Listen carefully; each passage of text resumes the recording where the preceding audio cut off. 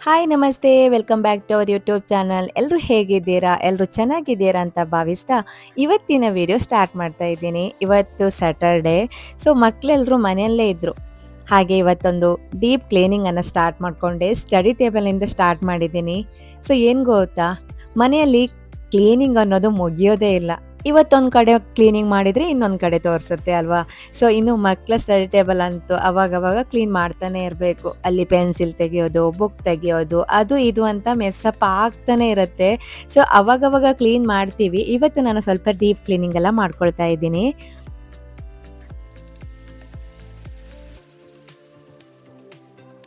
ಇನ್ನೇನು ಎಕ್ಸಾಮ್ ಕೂಡ ಹತ್ತಿರ ಬಂತು. ನಮ್ಮ ಮಹಾರಾಷ್ಟ್ರದಲ್ಲಿ ಹೇಗಂತ ಹೇಳಿದರೆ ಏಪ್ರಿಲ್ಗೆ ಸ್ಕೂಲ್ ಸ್ಟಾರ್ಟ್ ಆಗುತ್ತೆ.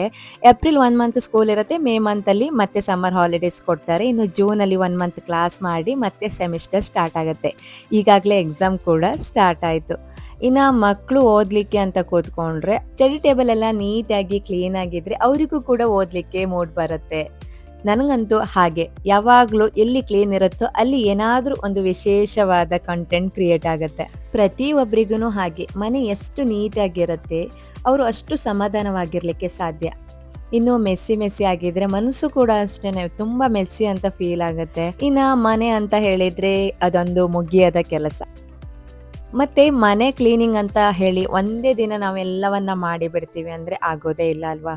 ಎಲ್ಲ ದಿನನೂ ಸ್ವಲ್ಪ ಸ್ವಲ್ಪ ಕ್ಲೀನಿಂಗ್ ಮಾಡ್ಕೊಂಡ್ರೆ ಮನೆ ಯಾವಾಗಲೂ ನೀಟ್ ಆ್ಯಂಡ್ ಕ್ಲೀನ್ ಆಗಿರುತ್ತೆ. ಇದೆಲ್ಲ ನಿಜ ಆದರೂ ಕೂಡ ಏನಾಗುತ್ತೆ ಅಂತ ಹೇಳಿದರೆ, ಇವತ್ತೊಂದು ಪಾರ್ಟ್ ಕ್ಲೀನ್ ಮಾಡ್ತೀವಿ, ನೆಕ್ಸ್ಟ್ ಡೇ ಇನ್ನೊಂದು ಪಾರ್ಟ್, ಹಾಗೆ ನಮ್ಮ ದಿನ ಹೋಗುತ್ತೆ. ಪ್ರತಿದಿನ ಹಾಗೆ ಅಲ್ವಾ? ಕ್ಲೀನಿಂಗ್ ಅಂದರೆ ಒಂದು ಮೋಟಿವೇಶನ್ ಇದ್ರೇ ಕ್ಲೀನ್ ಮಾಡೋಣ ಅಂತ ಫೀಲ್ ಆಗುತ್ತೆ. ಇನ್ನು ಇವತ್ತೇನು ಮಾಡಲಿ, ಇವತ್ತು ಎಲ್ಲಿಂದ ಶುರು ಮಾಡಲಿ ಅನ್ನೋ ಒಂದು ಗೊಂದಲ. ಇನ್ನು ಶುರು ಮಾಡಿ 5 ನಿಮಿಷ ಆದರೆ ಎಲ್ಲ ಕೂಡ ಆಯಿತು ಅನ್ನೋ ಒಂದು ಖುಷಿ. ಯಾಕಂದರೆ ನಾವು ಮಹಿಳೆಯರೇ ಹಾಗೆ, ಒಮ್ಮೆ ಕೆಲಸನ ಶುರು ಮಾಡಿದರೆ ನೀಟಾಗಿ ಮುಗಿಸ್ಬಿಟ್ಟೆ ಬರ್ತೀವಿ. ನಾನು ವೀಕ್ ಡೇಸಲ್ಲೇ ಇದನ್ನೆಲ್ಲ ಕ್ಲೀನ್ ಮಾಡ್ಕೊಳ್ಳೋಣ ಅಂತ ಅಂದ್ಕೊಳ್ತೀನಿ. ಬಟ್ ಮಕ್ಕಳ ಸ್ಟಡಿ ಟೇಬಲನ್ನು ಮಕ್ಕಳಿದ್ದಾಗಲೇ ಕ್ಲೀನ್ ಮಾಡಿದರೆ ಚೆನ್ನಾಗಿರುತ್ತೆ. ಇನ್ನು ಸ್ಟಡಿ ವಿಷಯಕ್ಕೆ ಬಂದರೆ ನನಗೆ ಗೊತ್ತಿರೋ ಒಂದು ಟಿಪ್ಪನ್ನು ಹೇಳ್ತೀನಿ. ಸೊ ಮಕ್ಕಳನ್ನು ಯಾವತ್ತೂ ಒಂದೇ ಪ್ಲೇಸಲ್ಲಿ ಓದಲಿಕ್ಕೆ ಬಿಡಿ. ಇವತ್ತು ಸೋಫಾದಲ್ಲಿ ಕೂತ್ಕೊಂಡು ಓದೋದು, ನಾಳೆ ಬೆಡ್ಡಲ್ಲಿ ಕೂತ್ಕೊಂಡು ಓದೋದು, ಎಲ್ಲೋ ಕೂತ್ಕೊಂಡು ಓದೋದಕ್ಕಿಂತ ಒಂದೇ ಸೈಡಲ್ಲಿ ಓದಲಿಕ್ಕೆ ಬಿಡಿ. ಯಾಕೆ ಗೊತ್ತಾ? ಸೊ ಒಂದೇ ಸೈಡಲ್ಲಿ ಓದ್ತಾ ಅವರಿಗೆ ಅನಿಸ್ಬಿಡುತ್ತೆ ಇದು ನನ್ನ ಓದೋ ಪ್ಲೇಸ್ ಅಂತ ಹೇಳಿ. ಆವಾಗ ಅವ್ರು ಓದಿದ್ದೆಲ್ಲ ಮರೆಯೋದಿಲ್ಲ. ಒಂದೇ ಪ್ಲೇಸಲ್ಲಿ ಓದಿದಾಗ ಅವರಿಗೆ ಅದು ತುಂಬ ಚೆನ್ನಾಗಿ ನೆನಪಿರುತ್ತೆ. ಬೇಕಾದರೆ ನೋಡಿ.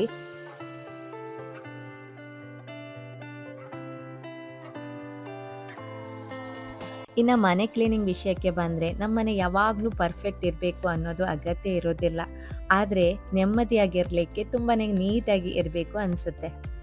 ಇನ್ನು ಸೋಷಿಯಲ್ ಮೀಡಿಯಾದಲ್ಲಿ ಕಾಣೋ ಥರ ಪ್ರತಿದಿನ ಯಾವಾಗಲೂ ಮನೆ ಇರೋದಿಲ್ಲ. ನಮ್ಮ ಮನೆ ಕಥೆನೇ ಬೇರೆ, ನಮ್ಮ ಜೀವನನೇ ಬೇರೆ ಇರುತ್ತೆ. ಇನ್ನೊಂದು ವಿಷಯ ಏನು ಗೊತ್ತಾ?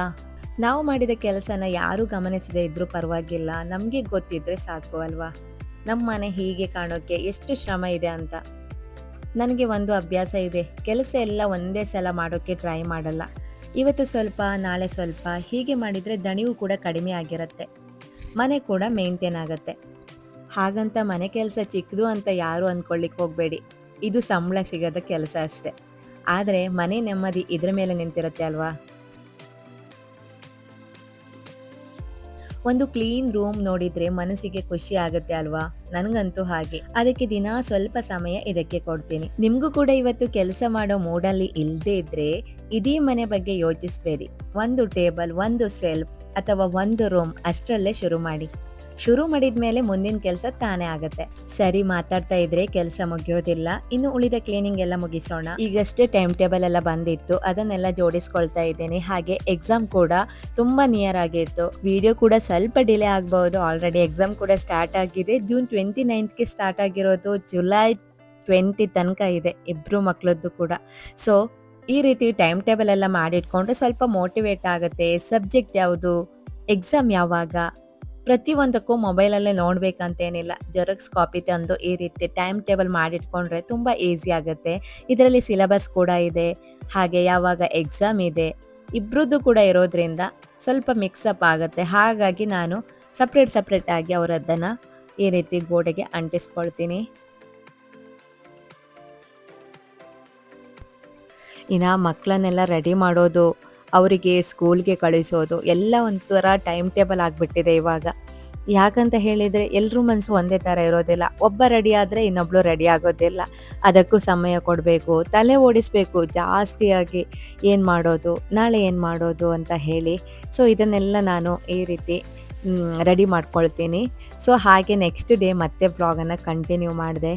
ಇವತ್ತು ಕೂಡ ಒಂದು ಪಾಠನ ಕ್ಲೀನಿಂಗ್ ಇತ್ತು. ಸೊ ನಾನು ಆಲ್ರೆಡಿ ಶೇರ್ ಮಾಡಿದ್ದೆ, ನನ್ನ ಹೂವಿನ ಗಿಡ ಎಲ್ಲ ಕ್ಲೀನ್ ಮಾಡಬೇಕಾದ್ರೆ ಮಣ್ಣು ತುಂಬಾ ತುಂಬಿಕೊಂಡಿತ್ತು. ಸೊ ಇನ್ನು ಈ ರೀತಿ ಪ್ಲೇಸಲ್ಲಂತೂ ಮಣ್ಣು ತುಂಬಾ ತುಂಬಿಕೊಂಡಿದೆ. ಸೊ ಅದನ್ನು ನಾನು ಹೇಗೆ ಕ್ಲೀನ್ ಮಾಡ್ತೀನಿ ಅಂತ ಹೇಳಿ, ರೀಸೆಂಟಾಗಿ ನಾನು ಸಮ್ಮರ್ ವೆಕೇಷನಲ್ಲಿ ಊರಿಗೆ ಹೋದಾಗ ನಮ್ಮ ಕಾರು ತುಂಬಾ ಡಸ್ಟ್ ಆಗಿತ್ತು. ಆವಾಗ ನಾನು ವ್ಯಾಕ್ಯೂಮ್ ಕ್ಲೀನರನ್ನು ಆರ್ಡರ್ ಮಾಡಿದ್ದೆ. ಆದರೆ ನನಗೆ ಆ ದಿನ ಅದನ್ನು ಯೂಸ್ ಮಾಡಲಿಕ್ಕೆ ಆಗಿಲ್ಲ. ಸಮ್ ರೀಸನ್ನಿಂದ ನಾನು ಮತ್ತೆ ಇಲ್ಲಿಗೆ ಬಂದೆ. ಸೊ ಆಮೇಲೆ ಅದನ್ನು ನೀಟಾಗಿ ಕ್ಲೀನ್ ಮಾಡಲಿಕ್ಕೇ ಆಗಿಲ್ಲ. ಯಾಕಂತ ಹೇಳಿದರೆ ಕಾರಿಂದ ನಮ್ಮ ಪ್ಲಗ್ ತುಂಬ ದೂರ ಆಗ್ತಿತ್ತು. ವಯರ್ ಎಷ್ಟೇ ಉದ್ದ ಇದ್ರೂ ಕೂಡ ಅಲ್ಲಿ ತನಕ ಮುಟ್ತಾ ಇರಲಿಲ್ಲ. ಮತ್ತೆ ಅದನ್ನು ರಿಸ್ಕ್ ತೆಗೆದುಕೊಳ್ಳಿಕ್ಕೆ ಹೋಗಿಲ್ಲ, ಅದನ್ನು ಹಾಗೆ ಇಟ್ಟಿದ್ದೆ.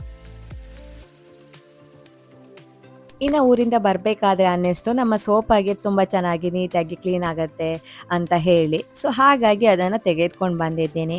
ಇಲ್ಲಿ ತನಕ ಆಯಿತು ಆ ಕೆಲಸ ಈ ಕೆಲಸ ಅಂತ ಹೇಳಿ ಅದನ್ನು ಮುಟ್ಲಿಕ್ಕೇ ಟೈಮ್ ಸಿಗಲಿಲ್ಲ. ಸೊ ಇವಾಗ ಅನ್ನಿಸಿದ್ದು ಯಾಕೆ ಅಂತ ಹೇಳಿದರೆ, ಮಣ್ಣು ತುಂಬಾ ಜಾಸ್ತಿ ಮೆತ್ಕೊಂಡಿದೆ ಅಂತ ಅನ್ನಿಸ್ತು.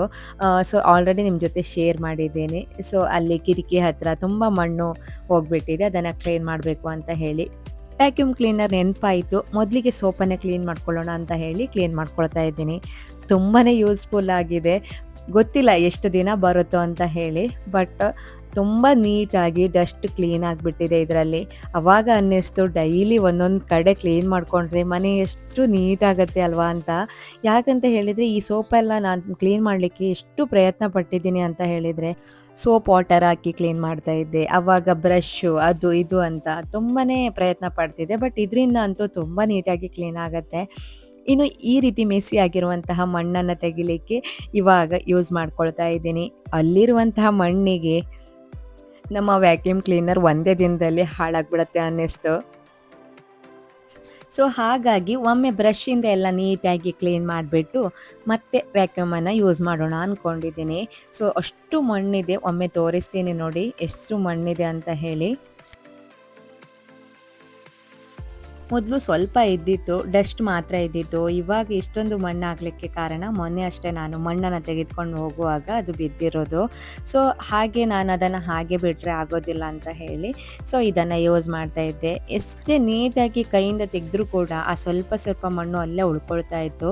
ಸೊ ಇವತ್ತು ವ್ಯಾಕ್ಯೂಮ್ ಕ್ಲೀನರ್ ನೆನಪಾಗಿ ಅದರಿಂದ ತೆಗೆಯೋಣ ಅಂತ ಹೋದೆ. ಇಷ್ಟೊಂದು ಮಣ್ಣು ಯಾರೂ ತೆಗೆಯಲ್ಲ ಅನಿಸುತ್ತೆ, ಬಟ್ ನಾನು ಟ್ರೈ ಮಾಡಿದ್ದೀನಿ, ತುಂಬ ಚೆನ್ನಾಗಿ ವರ್ಕ್ ಆಯಿತು. ನಿಮ್ಮ ಜೊತೆ ಕೂಡ ಶೇರ್ ಮಾಡ್ತೀನಿ ನೋಡಿ. ಇನ್ನೊಂದು ಹೇಳಬೇಕಂದ್ರೆ ತುಂಬ ಜನ ಪ್ರಮೋಷನ್ ಮಾಡಿದ್ದು ನೋಡಿದ್ದೀನಿ, ಬಟ್ ನಾನು ಪ್ರಮೋಷನ್ ಮಾಡ್ತಾ ಇಲ್ಲ. ಯಾಕಂತ ಹೇಳಿದರೆ ನಾನೊಮ್ಮೆ ಹೀಗೆ ನೋಡಿದ್ದೆ, ಇದರಿಂದ ಕ್ಲೀನ್ ಆಗ್ಬೋದು ಅಂತ ಹೇಳಿ ಅನ್ನಿಸಿ ನಾನು ಈ ರೀತಿ ಆರ್ಡರ್ ಮಾಡಿದ್ದೆ. ಬಟ್ ಆರ್ಡರ್ ಮಾಡಿ 2 ಮಂತ್ ಆದಮೇಲೆ ಇದನ್ನು ಯೂಸ್ ಮಾಡ್ತಾ ಇದ್ದೀನಿ. ಸೊ ಮಣ್ಣು ನೋಡಿ, ಇದು ಸ್ಟಾರ್ಟಿಂಗಲ್ಲಿ ಟ್ರೈ ಮಾಡಿದಾಗ ಇಷ್ಟೊಂದು ಸಿಕ್ಕಿದೆ. ಇನ್ನು ನೀಟಾಗಿ ಕ್ಲೀನ್ ಮಾಡಿದಾಗ ಅದು ಎಷ್ಟು ಸಿಗ್ಬೋದು ಅಂತ ಹೇಳಿ ಒಮ್ಮೆ ತೋರಿಸ್ತೀನಿ ನೋಡಿ. ಇಷ್ಟೊಂದು ಮಣ್ಣಿದೆ, ಕಾಣಿಸ್ತಾ ಇದೆ ಅಲ್ವಾ. ಸೊ ಅದನ್ನು ಕೈಯಿಂದನ ಬಟ್ಟೆಯಿಂದ ಇಷ್ಟು ನೀಟಾಗಿ ತೆಗಿಲಿಕ್ಕೆ ಆಗೋದಿಲ್ಲ. ಬಟ್ ಈ ವ್ಯಾಕ್ಯೂಮಿಂದ ಅಂತೂ ತುಂಬ ತುಂಬ ನೀಟಾಗಿ ಕ್ಲೀನ್ ಆಯಿತು.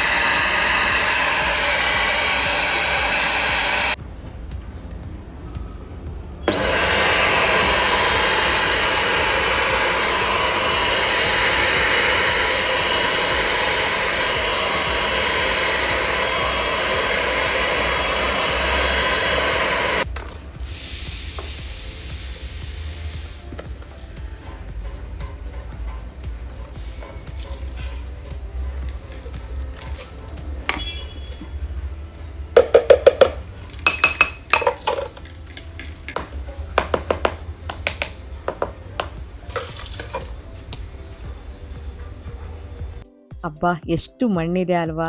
ಎಷ್ಟು ನೀಟಾಗಿ ಕ್ಲೀನ್ ಆಯಿತು. ಇದೇ ರೀತಿ ಒಂದೊಂದು ರೂಮನ್ನ ಕ್ಲೀನ್ ಮಾಡ್ಕೊಂಡ್ರೆ, ಸೊ ರೂಮಿಗೆಲ್ಲ ತುಂಬಾನೇ ಪರ್ಫೆಕ್ಟ್ ಅಂತ ಅನ್ಸುತ್ತೆ. ಯಾಕಂದ್ರೆ ರೂಮಲ್ಲಿ ಇಷ್ಟೊಂದೆಲ್ಲ ಮಣ್ಣು ಇರೋದಿಲ್ಲ. ಬಟ್ ಇದು ಈ ರೀತಿ ಮಣ್ಣು ಅದ್ರೊಳಗಡೆ ಹೋಗಿರೋದ್ರಿಂದ ಇದರಿಂದ ತುಂಬ ನೀಟಾಗಿ ತೆಗಿಲಿಕ್ಕೆ ಸಾಧ್ಯ ಆಯಿತು ನೋಡಿ. ಸೊ ಇನ್ನು ಮನೆ ಒಳಗಡೆ ಅಂತೂ ಇದನ್ನ ಯೂಸ್ ಮಾಡಲಿಕ್ಕೆ ತುಂಬಾನೇ ಯೂಸ್‌ಫುಲ್ ಅಂತ ಅನ್ನಿಸ್ತು. ಇನ್ನೇನು ಶ್ರಾವಣ ಹತ್ರ ಬರ್ತಾ ಇದೆ. ಮನೆಯೆಲ್ಲ ನೀಟಾಗಿ ಕ್ಲೀನ್ ಕೂಡ ಆಗಬೇಕು. ಸೊ ನನಗಂತೂ ಒಂದೊಳ್ಳೆ ಯೂಸ್‌ಫುಲ್ ಪ್ರಾಡಕ್ಟ್ ಅಂತ ಅನ್ನಿಸ್ತು. ಇನ್ನು ಇದನ್ನೆಲ್ಲ ವಾಶ್ ಮಾಡಿ ಸೈಡಲ್ಲಿಟ್ಟು, ಸೊ ಇವತ್ತಿನ ಈ ಕ್ಲೀನಿಂಗ್ ವಿಡಿಯೋನ ಕೂಡ ಇಲ್ಲಿಗೆ ಎಂಡ್ ಮಾಡ್ತಾ ಇದ್ದೀನಿ. ಇವತ್ತಿನ ಈ ವಿಡಿಯೋ ನಿಮ್ಗೇನಾದರೂ ಇಷ್ಟವಾದರೆ ಪ್ಲೀಸ್ ಲೈಕ್ ಮಾಡಿ, ನಿಮ್ಮ ಅನಿಸಿಕೆಯನ್ನು ಕಮೆಂಟ್ ಬಾಕ್ಸಲ್ಲಿ ತಿಳಿಸಿ ಅಂತ ಹೇಳ್ತಾ, ನಾಳಿನ ವಿಡಿಯೋದಲ್ಲಿ ಮತ್ತೆ ಸಿಗೋಣವಾ?